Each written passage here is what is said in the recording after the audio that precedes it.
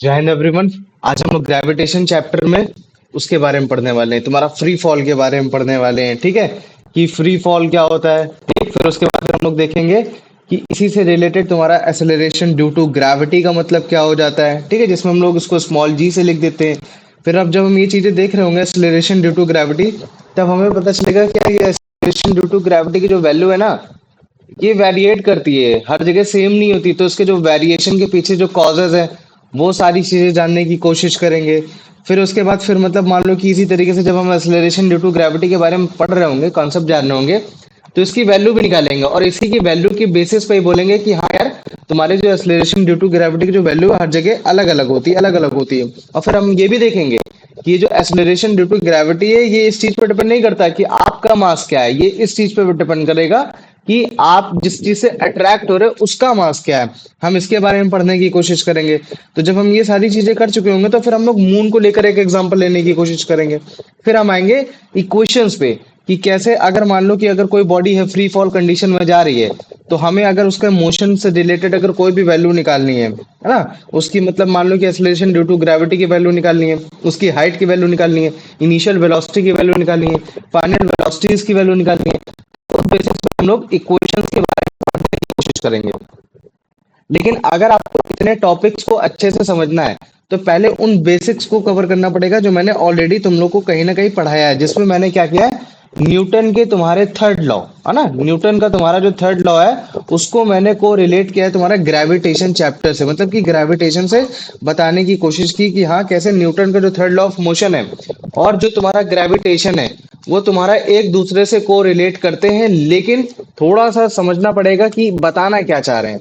देखो हमें मालूम है कि न्यूटन का थर्ड लॉ क्या बोलता है कि अगर मान लो कि एक बॉडी ए है और एक बॉडी तुम्हारी बी है, और अगर एक ए बॉडी तुम्हारे बी बॉडी पे फोर्स लगा रही है, तो मान लो कि अगर 5 न्यूटन का फोर्स लगा रही है, तो हमें मालूम है कि तुम्हारा बी भी 5 न्यूटन का फोर्स लगा रहा होगा, है ना।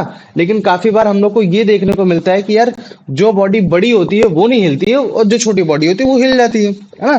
तो यही चीज हम लोग न्यूटन के थर्ड लॉ में भी बोल सकते हैं कि अगर मान लो कि मैं बोल देता हूँ कि ये अर्थ है और अर्थ के ऊपर कोई बॉल है, और जब भी हम लोग बॉल को छोड़ते हैं तो बॉल तुम्हारे नीचे तरफ आने लगती है, मतलब कि अर्थ के सेंटर की तरफ जाने लगती है, मतलब सर सन के मतलब क्या कहते हैं, अर्थ के तुम्हारे क्या ग्रेविटेशनल फोर्स, ग्रेविटेशनल फोर्स एक कैसा फोर्स होता है, एक अट्रैक्शन फोर्स होता है, मतलब अट्रैक्ट कर रही है फोर्स है, इसका मतलब है कि ये फोर्स लगा रही है। तो अगर मान लो कि ये अपनी तरफ पुलिंग फोर्स अगर 10 न्यूटन का लगा रही है, तो ये बॉल भी तो तुम्हारा 10 न्यूटन का फोर्स अपनी तरफ को लगाना चाहिए, क्योंकि वरना न्यूटन का थर्ड लॉ खराब नहीं हो जाएगा, every action has equal and opposite reaction. तो इस बेसिस पे फिर हमको ये भी पता चलना चाहिए कि हाँ यार जो तुम्हारी अर्थ है वो अर्थ भी तुम्हारे बॉल की तरफ अट्रैक्ट होनी चाहिए। लेकिन हमें तो ऐसा दिखते हुए मिलता नहीं है, तो फिर हम लोग क्या बोल देते हैं कि नहीं यार ऐसा नहीं होता है।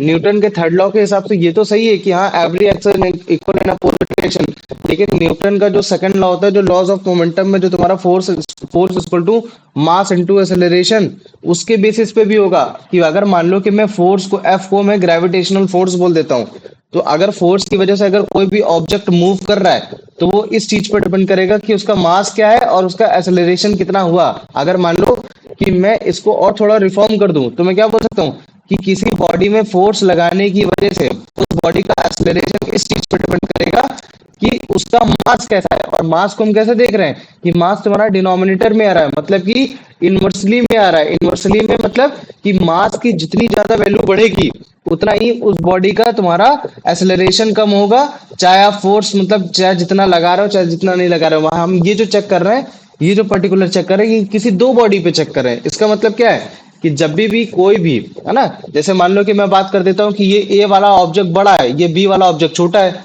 तो अगर ए वाला ऑब्जेक्ट बड़ा है बी वाला छोटा है, तो इसका मतलब है जब ए फोर्स लगा रहा होगा, है ना, मतलब कि ये ए अगर फोर्स लगा रहा होगा तो इसकी वजह से जो भी एक्सेलरेशन आया है वो इस चीज पर डिपेंड कर रहा है कि बी वाले का मास क्या है। तो यहाँ मास जो है वो तुम्हारा बी वाले का चेक किया जा रहा है। फोर्स किसका चेक किया जा रहा है, फोर्स तुम्हारा ए वाले का चेक किया जा रहा है कि ए फोर्स लगा रहा है। ए फोर्स लगाने की वजह से जो तुम्हारा बॉडी जो बी है है ना, बॉडी जो भी है उसका मास कितना है और उसमें कितना एक्सेलरेशन आया है। तो इस एफ को सोचो, ये एफ एक तुम्हारी वो बॉडी है जो फोर्स लगा रही है, ज्यादा फोर्स लगा रही है, जिसकी वजह से बॉडी में एक्सेलरेशन आ रहा है, और जो कि किस चीज पे डिपेंड है, तुम्हारे टोटल मास पे डिपेंड है।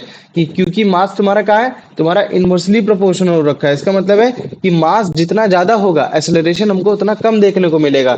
ठीक ऐसे यहाँ भी है, अगर मान लो कि मैं इसको अर्थ बोल देता हूँ, तो अर्थ के ऊपर जो मैंने बॉल रखी है, तो वो जो बॉल जैसे ही मैंने छोड़ी अर्थ की तरफ अट्रैक्ट हो रही, इसका मतलब है कि अर्थ फोर्स लगा रहा है। और अगर अर्थ फोर्स लगा रहा है तो इसका मतलब है कि बॉडी जो ये एम है ये एक्सेलरेट हो रही है, और ये एक्सेलरेट इसी वजह से हो रही, क्यों?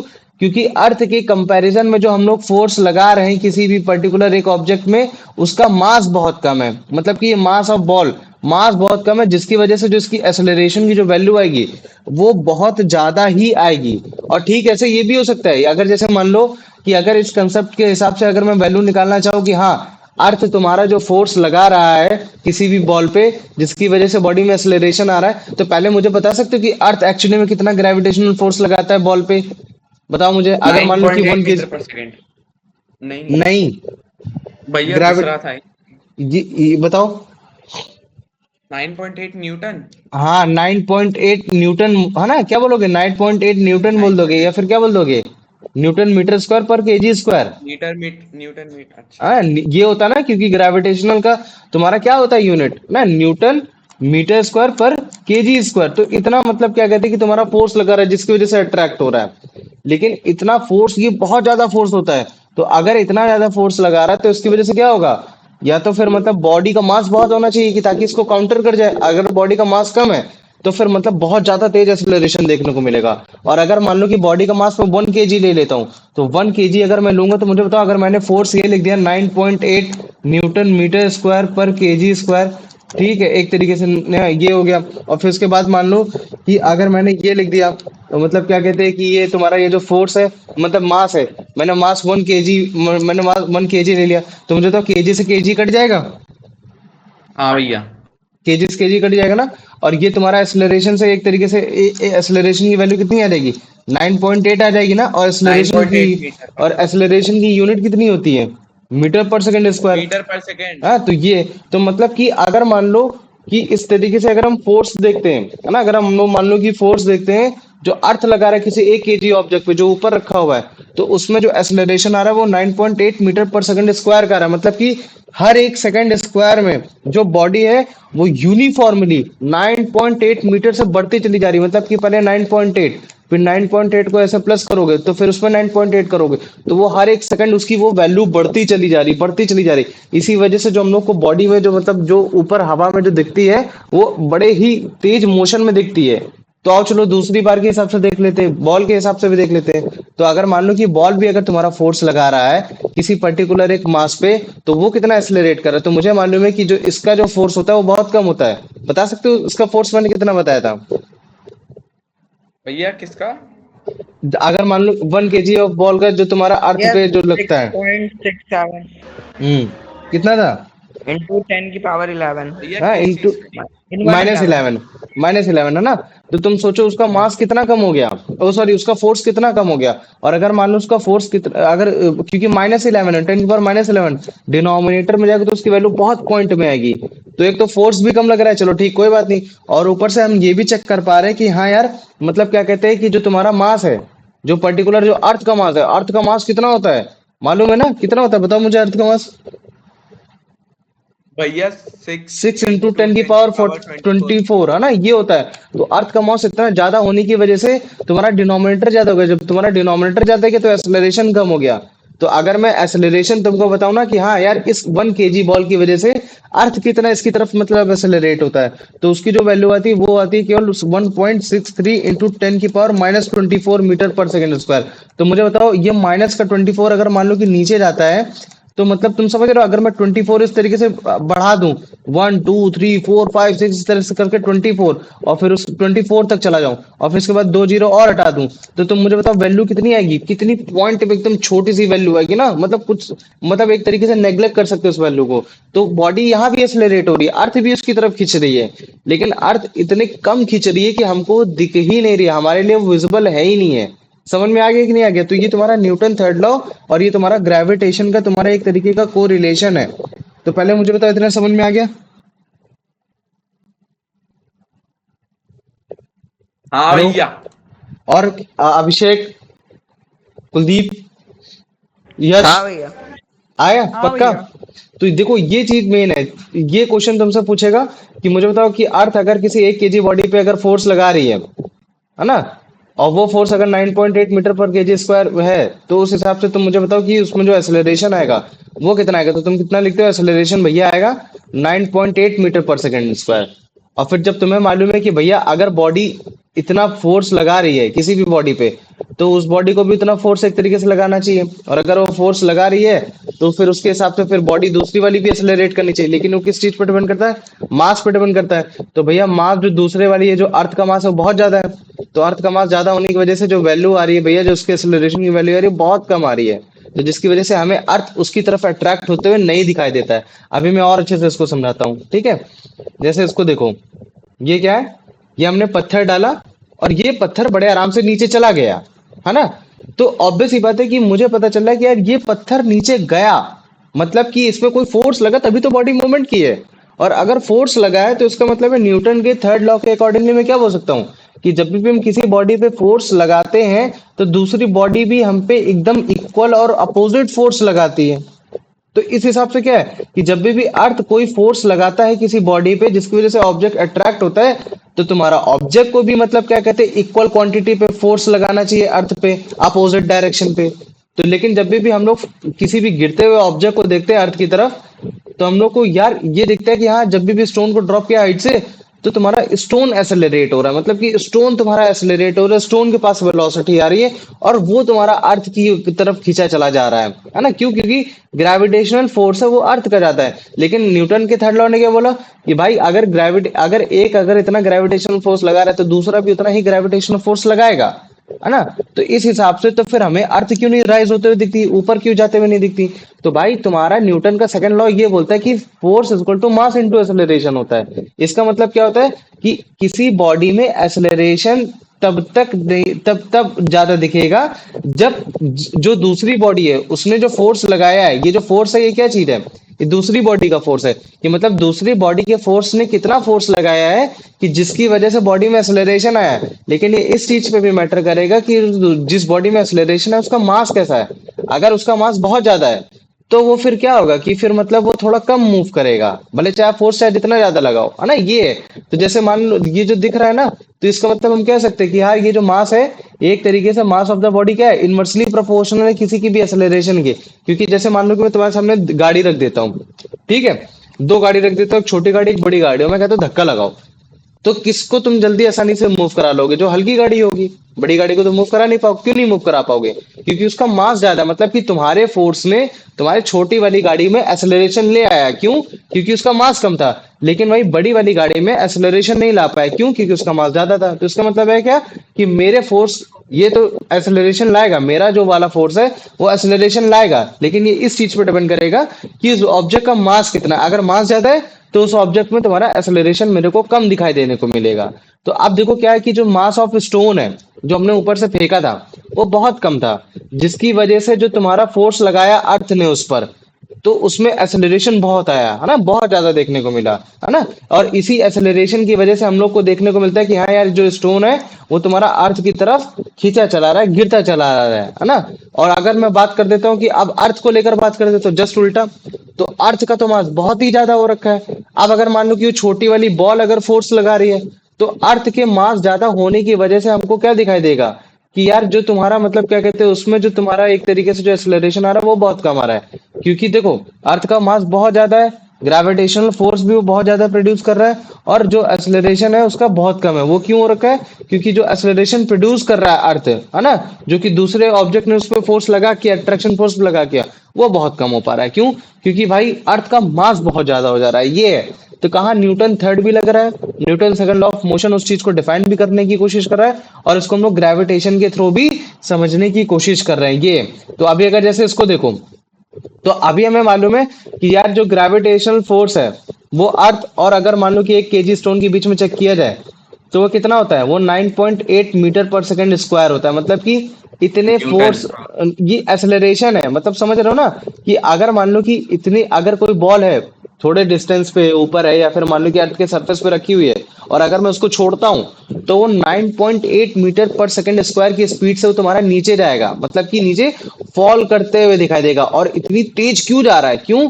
क्योंकि जो स्टोन का मास है वो बहुत कम है और वो जो ग्रेविटेशनल फोर्स है वो बहुत ही ज्यादा है ना। तो ये हो गया। अब अगर मान लो कि सेम उल्टा मैं बोलता हूँ कि भैया न्यूटन के थर्ड लॉ के हिसाब से तो भैया फोर्स तो बॉल भी उतना ही लगाएगा, लेकिन अगर बॉल उतना फोर्स लगा रहा है तो फिर अर्थ को उसकी तरफ अट्रैक्ट हो जाना चाहिए।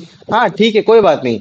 अगर सेम ग्रेविटेशनल फोर्स अगर तुम्हारा बॉल लगा रहा है तो तुम्हारा अर्थ को भी जाना चाहिए, लेकिन अर्थ क्या है, अर्थ का मास बहुत ज्यादा है, 6 पॉइंट इंटू 10 की पावर 24। और इतना ज्यादा मास होने की वजह से क्या होगा कि वो तुम्हारा ऊपर नहीं, मतलब क्या कहते हैं, डिनोमिनेटर छोटा हो जाएगा, सॉरी बहुत बड़ा हो जाएगा, तो मतलब एक्सेलरेशन कम आएगा। तो ये देखो यही चीज, अगर मान लो कि अगर तुम्हारा ग्रेविटेशनल फोर्स जो तुम्हारा 1 kg ऑफ बॉल मास लगा रहा है वही सेम सेम फंडामेंटल जितना वो लगाया करता था तुम्हारा, मतलब क्या कहते हैं कि है ना। और अगर मान लो कि उससे अगर चेक किया जाए कि तुम्हारा अर्थ कितना अट्रैक्ट हो रहा है, तो अर्थ का मास मेरे को डिनोमिनेटर में रखना पड़ेगा। और अगर मान लो कि मैं अर्थ का मास अगर मैं डिनोमिनेटर में रख रहा हूँ तो जो उसकी वैल्यू आ रही है वो कितनी आ रही है, वो क्यों आ रही है, 1.63 इंटू 10 की पावर 24 -24।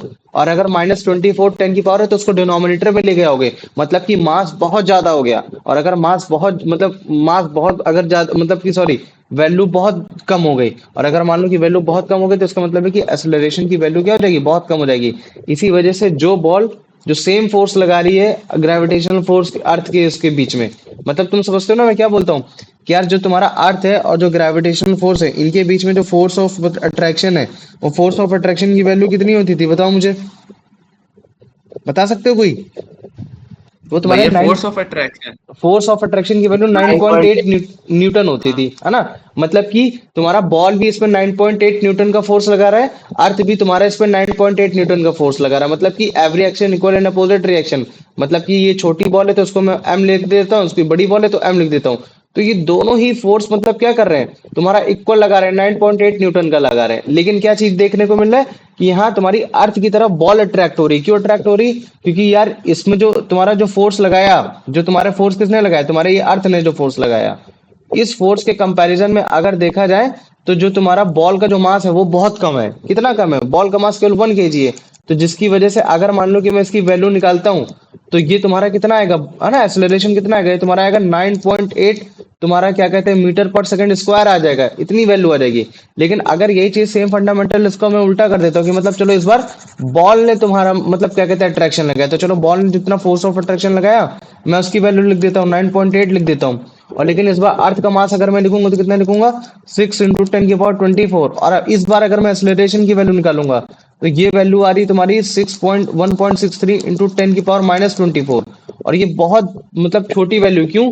क्योंकि -24 ये तुम्हारा नीचे आएगा तो डिनोमिनेटर बहुत बड़ा हो जाएगा, तो एक्सेलरेशन की वैल्यू एक तरीके से मतलब माने ये मतलब क्या कहते हैं, ये बहुत कम आ जाएगी। और एक्सेलरेशन की वैल्यू कम आ जाएगी तो उसका मतलब क्या है कि यार जो तुम्हारे बॉल ने जो फोर्स लगाया अर्थ पे, उसकी वजह से जो अर्थ जो मूव कर रहा है उसमें एक्सेलरेशन तो आ रहा है, लेकिन वो एक्सेलरेशन बहुत ही कम आ रहा है। क्यों? क्योंकि अर्थ का मास बहुत ज्यादा है, बहुत ही ज्यादा है ना। तो जो एक्सेलरेशन जो प्रोड्यूस हो रहा है अर्थ में वो एक्सट्रीमली स्मॉल हो रहा है। अब उसमें हम कोई भी मोशन होते हुए जल्दी से दिखाई नहीं देगा, मतलब ना के बराबर दिखाई होते हुए दिखाई देगा। लेकिन जो बॉल है उसमें हमको एक्सेलरेशन दिखाई देगा। याद रख लेना, हम लोग ग्रेविटेशनल फोर्स जब हम लोग कभी भी किसी दो बॉडी में चेक करते हैं तो हमेशा इक्वल होगा, वरना न्यूटन का थर्ड लॉ तुम्हारा खराब हो जाएगा। ऐसा नहीं बोलेंगे कि यार तुम्हारा 1 kg का जो बॉल है उसमें जो ग्रेविटेशनल फोर्स है वो कम है, और जो तुम्हारा 10 kg का बॉल है उसमें जो ग्रेविटेशनल फोर्स है वो ज्यादा है। हाँ, ज्यादा और कम हमें इस हिसाब से पता चलता है कि इसमें अट्रैक्शन फोर्स कितना ज्यादा है। तो अट्रैक्शन फोर्स हम हमारा ही ग्रेविटेशनल फोर्स होता है, लेकिन अट्रैक्शन फोर्स मतलब क्या था, किसी चीज को कितनी जल्दी घसीट पा रहे हैं अपनी तरफ। तो तुम किसी चीज को उतनी जल्दी ही घसीट पाओगे जितना कम उसका मास होगा तुम्हारे कंपैरिजन में। तभी मैं बोलता हूँ कि जिसका ज्यादा मास होता है उसका ज्यादा अट्रैक्शन फोर्स होता है ना। अट्रैक्शन फोर्स को ग्रेविटेशनल फोर्स से मत कंफ्यूज करो, एक तरीके से ये ऐसा भी बताने की समझाने की कोशिश करो। अट्रैक्शन फोर्स मतलब ये है कि जो अपोजिट में जो मास है वो कितना छोटा हो रखा है, अगर उसके कंपैरिजन में मास छोटा हो रखा है तो वो जल्दी से अट्रैक्ट हो जाएगा। अदरवाइज जो बाकी जो दोनों के बीच में जो ग्रेविटेशनल फोर्स है वो दोनों का इक्वल ही रहेगा। समझ रहे हो ना, वो दोनों का इक्वल ही रहेगा, वरना न्यूटन का थर्ड लॉ क्या हो जाएगा, खराब हो जाएगा इस जगह। है ना, कि भाई तुम्हारा मास ज्यादा है तो तुम ज्यादा फोर्स लगा रहे हो, हमारा मास कम है तो हम कम फोर्स लगा रहे हैं। तो वो क्या बोलेगा, नहीं भाई ऐसा नहीं है, तू भी उतना ही फोर्स लगा रहा है, मैं भी उतना फोर्स लगा रहा हूँ, बस भाई तेरा वजन बड़ा कम है, और तेरा वजन कम होने की वजह से ना मैं तेरे को बड़े आराम से अपनी तरफ एक्सेलरेट कर पा रहा हूँ, ये है। और भाई मेरा वजन बहुत ज्यादा है तो तू मेरे को एक्सेलरेट नहीं कर पा रहा है, इसी वजह से मेरा जो अट्रैक्शन फोर्स है वो ज्यादा है ना, ना कि मेरा ग्रेविटेशनल फोर्स तेरे से ज्यादा है। तो अब मुझे बताओ, आप कंक्लूजन को डेराइव कर पा रहे हो कि नहीं कर पा रहे हो, जो मैं समझाना चाह रहा था। Sir. और किसी को, यश, कुलदीप, अभिषेक, आ गया। सब आ गया सबको? हाँ भैया।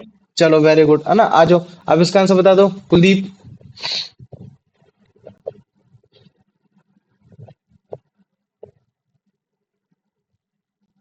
यश तुम पढ़ो। What force is responsible for a leaf falling from a tree to the ground? Hmm. The option B, the gravitational force of Earth. हाँ, ग्रेविटेशनल फोर्स। अच्छा देखो, ग्रेविटेशनल फोर्स तुम्हारे जो मतलब क्या कहते हैं कि अगर मान लो कि लीफ है वो अगर 1 kg के समथिंग अराउंड मान लो, तो वो भी तुम्हारा कितना ही फोर्स लगा रही है, उतना ही लगा रही है, 9.8 न्यूटन का ही लगा रही है, और लीफ भी उतना ही लगा रही है। लेकिन लीफ खींची चली जा रही है, क्यों? क्योंकि लीफ का मास बहुत कम है ना, अर्थ के कंपैरिजन में। इसी वजह से जो ग्रेविटेशनल फोर्स है, जो मतलब उसका अट्रैक्शन फोर्स है, तो ये है ना, इस चीज को समझो। ग्रेविटेशनल फोर्स दोनों का बराबर है, लेकिन अट्रैक्शन फोर्स अर्थ का ज्यादा है, याद रख लेना। अगर मैं अर्थ की बात करता हूँ, अर्थ को कंपेयर करता हूँ, तुम्हारा मतलब क्या कहते हैं किसी भी बॉडी से जो उसकी तरफ अट्रैक्ट हो रही है, तो दोनों में ग्रेविटेशनल फोर्स कैसा होगा? बराबर होगा एक तरीके से, है ना। लेकिन जो तुम्हारा मतलब क्या कहते हैं कि अट्रैक्शन फोर्स होगा, वो इस चीज पे डिपेंड करेगा कि वो जो दूसरी बॉडी है, जो सेकेंडरी बॉडी है ना, उसका तुम्हारा मास कितना है। अगर मान लो कि अर्थ अपना ग्रेविटेशन फोर्स चेक कर रहा है, तो मैं दूसरी बॉडी का मास चेक करूंगा। अगर बॉडी अपना अट्रैक्शन चेक करना चाह रही, तो मैं इस चीज को करूंगा करूंगा कि अर्थ का मास कितना है। तो अगर जिसका मास कम होगा वो अट्रैक्ट होगा, उसकी तरफ ज्यादा दिखाई होते हुए दिखाई देगा। तभी हम लोग बोल देते हैं यार उसका ग्रेविटेशन फोर्स ज्यादा है, लेकिन एक्चुअली में ग्रेविटेशनल फोर्स दोनों का बराबर ही होता है, हम केवल अट्रैक्शन फोर्स चेक करने की कोशिश करते हैं। ये आ जाओ, अभिषेक इसका आंसर बताओ। According to the text, what holds atmosphere above the earth cause rain fall? Option B, gravitational force of very earth. Good, आ जाओ। अब अनंत इसका आंसर बताओ। Why do we have to apply a force to lift an object from the ground? To overcome the gravitational force of Earth. Very good, है ना, ये है ना। आ जाओ, अब इसका आंसर बता दो, मतलब क्या कहते हैं कि कुलदीप, यश।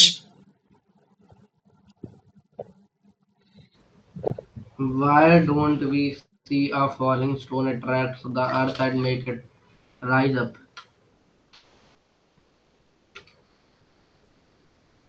भैया ऑप्शन सी, पढ़ो। the force exerted by the stone on the earth is negligible due to the earth's huge mass. लेकिन ऐसा नहीं है, नेग्लिजिबल नहीं है। जितना फोर्स तुम्हारा अर्थ लगा रहा है, उतना फोर्स तुम्हारा स्टोन भी लगा रहा है ना। लेकिन तुम्हारा अर्थ मूव कर रहा है, अर्थ नहीं मूव कर रहा, और तुम्हारा स्टोन मूव कर जा रहा है, क्यों? क्योंकि भाई तुम्हारा अर्थ का मास ज्यादा हो रखा है, ठीक है, ये है ना। आ जाओ, अब इसका आंसर बता दो, अभिषेक। Which of the following is an accurate statement about gravitational force? पढ़ो, ऑप्शन भी भैया पढ़ो। option C, it is a force of attraction that exists between every object in the universe. Very good, ये आ जाओ, अब इसका आंसर बता दो, अनंत। Which statement best describes Newton's universal law of gravitation? Every object in the universe attract each every other object. Option very good, B. आ जाओ, अब इसका answer बता दो, यश। Why is a force required to lift an object from the ground? भैया option B, to overcome the gravitational force of earth. Very good, आ जाओ, अब इसका आंसर बता दो, मतलब क्या कहते हैं कि अभिषेक।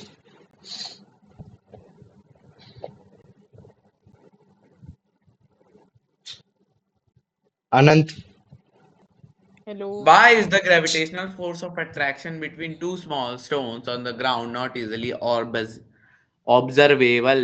The gravitational force between small masses is very small. पक्का Option B. यही होगा इसका आंसर। हाँ भैया। ठीक है, आ जाओ, इसका आंसर बता दो अभिषेक। According to the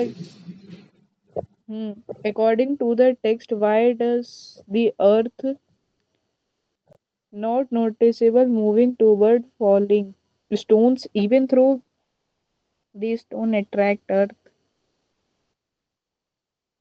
Option B भैया। पूरा नहीं पढ़ पा रहे थे क्या? With an Large equal and opposite force. Earth's mass is too large for the small force to produce an observable acceleration. है ना। अब अच्छा देखो, ये बोल रहा है कि स्मॉल फोर्स, अर्थ भी उतना ही फोर्स लगा रहा है, तो अर्थ का भी स्मॉल फोर्स बोलना चाहिए नहीं, लेकिन अर्थ का मास ज्यादा है, उसके कंपेयर में बोल रहा है कि यार जो फोर्स लगा रहा है उतना कम है भाई, और ज्यादा फोर्स लगा तभी ये बन पाएगा काम, है ना, ये है। आ जाओ, अब इसका आंसर बता दो यश। The gravitational force of Earth is responsible for which of the following phenomena?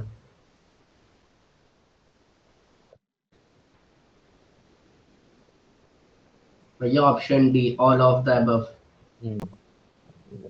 Very good, सही बोला, ठीक है, लेकिन इसका ए नहीं होना चाहिए, डी होना चाहिए। आ जाओ, अब इसका आंसर बताओ अनंत। कुलदीप आ जाए तो बता देना, ठीक है। What is the भैया भैया core भैया भैया भैया principle of एक सेकंड एक Newton's सेकंड एक सेकंड universal law एक of सेकंड, एक भैया सेकंड, हाँ बोलो। मेरा आंसर गलत है, ऑप्शन ए ही सही है। क्वेश्चन बोल। भैया मैं आ गया। सी तो नहीं हो सकता है, क्योंकि टाइडल फोर्स तुम्हारा मून की वजह से होता है, ठीक ये है। मोशन मोशन प्लैनेट ऑफ के द सन की प्लैनेट वजह से अराउंड द होता है। सन तुम्हारा सन की वजह से होता है। ए रिवर हो गया, हाँ सही है, ठीक है। तो मेरा पढ़ो ऑप्शन पढ़ो, इसको पढ़ो, आनंद तुम पढ़ो। What is the core principle of Newton's universal law of gravitation? भैया फिर सबका बी ही आ रहा है मेरे वाले में। एवरी ऑब्जेक्ट पक्का। In the universe. चलो ठीक है, वेरी गुड। कुलदीप बताओ इसका answer. How is the gravitational force related to the mass of two objects? Hmm It is directly proportional to the product of their masses. Very good, है ना, ये हो गया। आ जाओ, अब इसका आंसर बता दो अभिषेक। The gravitational force between two stones on the ground is very small and can't be easily detected. Why? They are too close to each other. Their masses are too small. Option B. Option B, very good. आ जाओ, अब इसका answer बता दो Anant. Based on the text, why does the Earth appear to be unaffected by the gravitational pull of a falling stone? The acceleration produced in the Earth is extremely small due to its very large mass. Very Option good, C. आ जाओ, अब इसका answer बता दो यश। what happens to the gravitational force between two objects if one of them has a very large mass such as the earth? भैया option है, the force become very large. The force become very large, देखने में लगेगा कि force बहुत ज्यादा हो गया, है ना, क्योंकि दूसरे वाले का मास कितना था, वो बड़ा कम था, ठीक है। तो अभी मैं एक क्वेश्चन लिख रहा हूँ, क्लास अभी खत्म नहीं हुई, ठीक है। तो क्वेश्चन ये है, ठीक है, what is the relation between Newton's laws with Newton laws of motion, Newton laws of motion, Newton laws of motion with gravitational force, ठीक है, विथ ग्रेविटेशनल फोर्स, ठीक है। What conclusion we can drawn, है ना, क्या क्या conclusion हम लोग ड्रॉन कर सकते हैं, ये आराम से मान लो कि तुम्हारा 4 मार्क्स का हो गया, ठीक है। और फिर क्वेश्चन नंबर 2 है, what are the value of acceleration by earth to 1 kg of mass and by 1 kg of mass to earth of mass. ठीक है, ये हो गया, ये आराम से तुम्हारा 1 मार्क्स का हो गया। ठीक, ये हो गया। Draw diagram,